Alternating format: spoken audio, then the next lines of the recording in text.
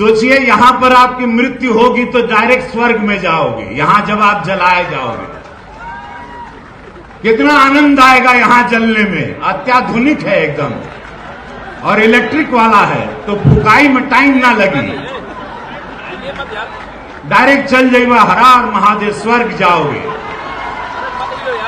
लेकिन स्वर्ग वही जाएगा जो सवेरे यहां पैखाना नहीं करेगा।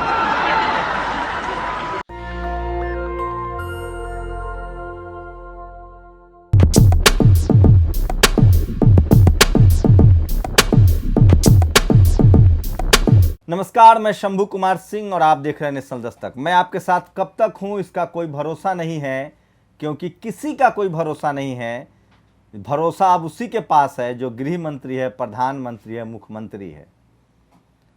क्योंकि आम लोगों को मंदिर के सहारे, मस्जिद के सहारे, जय श्री राम के सहारे छोड़ दिया गया है। स्कूल अस्पताल की अब कोई ज़रूरत नहीं है। वीडियो देखा आपने, सुना आपने? ये बीजेपी के सांसद रवि किशन हैं, कलाकार भी थे, अब बीजेपी के सांसद हैं, और ये लोग सीधे भगवान के साथ इनका कनेक्शन है जाति के हिसाब से। सभा में जो बैठ के ठाका लगा रहे हैं वो योगी आदित्यनाथ हैं। और ये आज का वीडियो बहुत पुराना नहीं है, ये वीडियो इसी साल 17 फरवरी 2021 का है, जब गोरखपुर में राप्ती नदी के तट पर बने गुरु गोरख घाट और श्री राम घाट का लोकायुक्त हो रहा था। शमशान घाट भी बना था, और ये कह रहे हैं कि इसमें जब जलोगे तो सीधा स्वर्ग जाओगे। अब बताइए, 2 शमशान घाट का उद्घाटन हो रहा था और किस तरह का बयान, एक बार फिर से सुनिए। सोचिए, यहां पर आपकी मृत्यु होगी तो डायरेक्ट स्वर्ग में जाओगे। यहां जब आप जलाए जाओगे, कितना आनंद आएगा यहां जलने में। अत्याधुनिक है एकदम, और इलेक्ट्रिक वाला है, तो फुकाई में टाइम ना लगी, डायरेक्ट चल जाइएगा, हर हर महादेव, स्वर्ग जाओगे। लेकिन स्वर्ग वही जाएगा जो सवेरे यहां पैखाना नहीं करेगा। तो क्या आप सहमत हैं? बीजेपी के मेंबर ऑफ पार्लियामेंट मुख्यमंत्री के सामने कह रहा है कि यहां मरोगे तो सीधे स्वर्ग जाओगे। क्या लखनऊ में, बनारस में, गोरखपुर में जो मर रहे हैं लोग, आप स्वर्ग जाइए। इस सरकार से सवाल मत पूछिए, आपको स्वर्ग जाने का इंतजाम कर दिया गया। इसलिए लोग लगातार प्रधानमंत्री को कोट कर रहे हैं, जिन्होंने कहा था कब्रिस्तान और शमशान, क्या पूरा देश शमशान हो जाएगा? ये इस प्रधानमंत्री को पहले से पता था। आप कल्पना कीजिए, इसी देश के प्रधानमंत्री जो वर्तमान में, उन्होंने दिल्ली में कहा था कि किसी मेरे आते ही अगर तेल की कीमत कम हो गई तो मेरी किस्मत अच्छी है। तो क्या मौत का जो ये तांडव चल रहा है, जो मौत पसर गया है पूरे देश में, क्या ये प्रधानमंत्री की किस्मत का नतीजा है? खैर, मैं इन सब चीज़ों को नहीं मानता। मैं फिर कह रहा हूँ, हमने वो मौका खो दिया है। इस देश में अस्पताल की ज़रूरत है, इस देश में डॉक्टर की ज़रूरत थी, लेकिन आपको मंदिर और मस्जिद में फंसा दिया गया, जाति में फंसा दिया गया। स्कूल कॉलेज नहीं खोले गए हैं। इसीलिए मैं कह रहा हूँ, अखिलेश यादव की ये तस्वीर देखिए। उत्तर भारत में पिछले 20 साल में हेल्थ इंफ्रास्ट्रक्चर का सबसे ज़्यादा काम अखिलेश यादव ने किया। ये सच्चाई है। एम्बुलेंस, मेडिकल कॉलेज, अस्पताल बनाए, लेकिन यूपी की पब्लिक ने शमशान बनाने का वादा करने वाले को वोट दिया। क्या वो जानते थे कि शमशान की बहुत ज़्यादा ज़रूरत पड़ने वाली है? बीएसपी सुप्रीमो मायावती ने कांसीराम मल्टी स्पेशलिटी और डॉक्टर अंबेडकर स्पेशलिटी अस्पताल बनाए थे।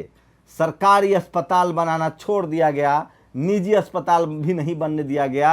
आपके घर जा जाकर चंदा मांगा गया। अब बताइए कि इस कोरोना में कौन काम आएगा? इसलिए लोग पूछ रहे हैं कि पीएम केयर्स का पैसा कहां गया।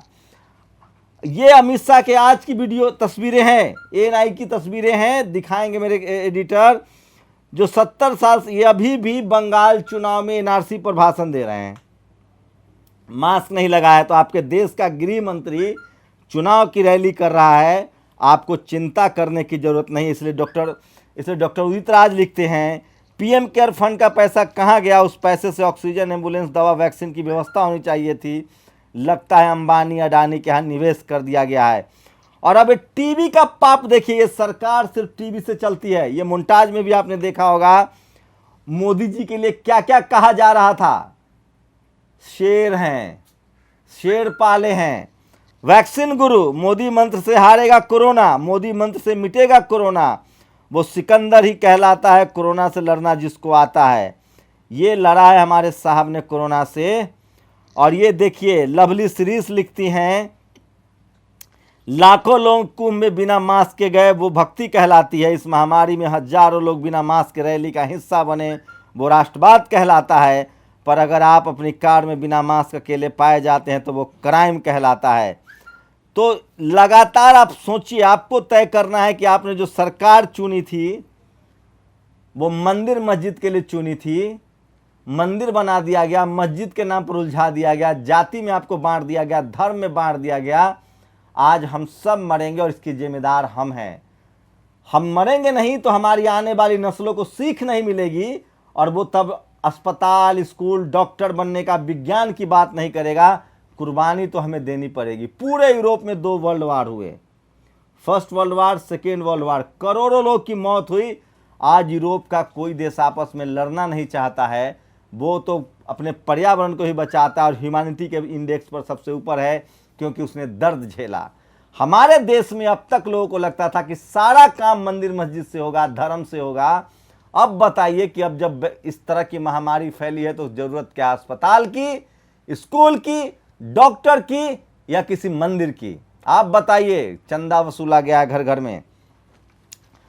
बहुत लोग लिखते हैं अधिकारियों ने सीएम पीएम की मेहनत पर पानी फेर दिया। ये सीएम पीएम की नाकामी छिपाने का मासूम तरीका है।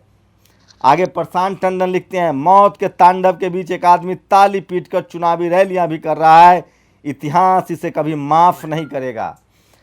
क्या निरहुआ को भी भर्ती स्लिप के लिए सीएम ऑफिस के चक्कर लगाने पड़े? आए थे भैया। सोचिए बीजेपी का सांसद चुनाव लड़ चुका निरहुआ, उसको पैरवी करवानी पड़ी। हमारी आपकी पैरवी कौन करेगा? कोरोना इज मैन मेड और not, I can't say, but the second wave in India is man made for sure. Rakhi Tripathi कहती है कि कोरोना आदमी ने बनाया कि नहीं ये तो मैं नहीं कह सकती, लेकिन भारत में जो आज स्थिति है वो एक आदमी की गलती की वजह से है। और ये देखिए वो सिकंदर कहलाता है। अजीत अंजुम ने लिखा है, सिकंदर जी के फोटो पोस्टर जल्द ही देश के सभी अस्पतालों और शमशानों में लगाए जाएं। क्या आपने कोई ऐसा मनहूस प्रधान सेवक देखा है जो गांव गांव में अस्पताल नहीं शमशान बनाने का सपना देखे? ये संजय सिंह ने ट्वीट किया है। आप कल्पना कर सकते हैं क्या चल रहा है। कुछ घटनाएं जीवन भर जख्म छोड़ जाती है। मदद की गुहार के लिए लगातार फोन और संदेश आ रहे हैं। मध्य प्रदेश में मौत के आंकड़े पर भी झूठ संचिताओं को देखकर पता चल गया है।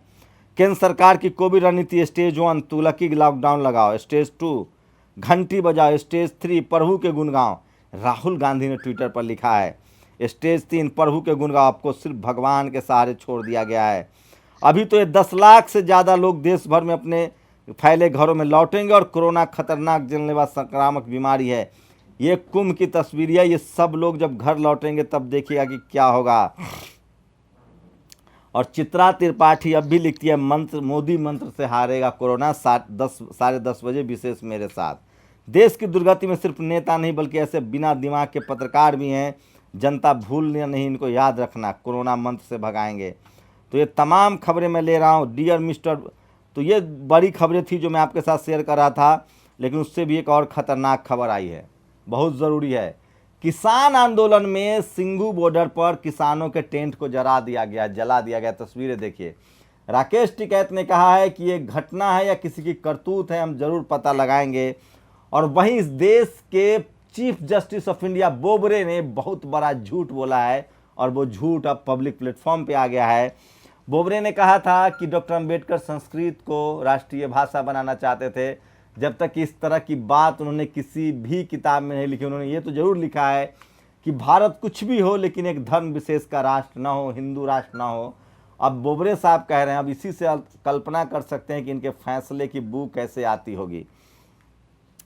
और इसी को दिलीप मंडल ने कहा है कि जज साहब को माफ़ी मांगनी चाहिए, तो बताना चाहिए कि डॉक्टर अंबेडकर ने कहाँ लिखा है कि नेशनल भाषा संस्कृत हो। वो अंग्रेजी के पक्षधर थे। माननीय मुख्यमंत्री न्यायाधीश एस बोबड़े ने डॉक्टर अंबेडकर के बारे में ऐसा दावा किन आधारों पर किया, यह तो वही बता सकते हैं। मुझे तो ऐसा कोई ठोस तथ्य नहीं दिखा। डॉक्टर अंबेडकर ने संस्कृत को राजभाषा बनाने की बात संविधान सभा में कभी कही हो या भाषा ऐसा कोई ग्रंथ लिखा हो। ये साफ है कि डॉक्टर अंबेडकर ने कभी ऐसा नहीं कहा। वो धार्मिक कर्मकांड से बहुत दूर थे। और इसलिए दिलीप मंडल लिखते हैं, dear mister Bobde, as you were saying that you can't recall when did Dr. Ambedkar argue for inclusion of Sanskrit as a national language, I would suggest you to read Constituent Assembly debate of 13-14 September 1949, Volume 9. He never said any such thing. You may so sorry. आपको माफ़ी मांगनी चाहिए। तो देखिए किस तरह से अब जातिवाद और सांप्रदायिकवाद का खेल जो है वो डॉक्टर अंबेडकर की आड़ में खेला जा रहा है, ये समझना पड़ेगा आपको। और अब आप बताइए कि जो सारी खबरें बताई, ये खबर आपके लिए ज़रूरी है या टीवी अखबार ज़रूरी है? आपकी मदद नहीं हो रही है, मास्क लगाइए, डिस्टेंस मेंटेन कीजिए।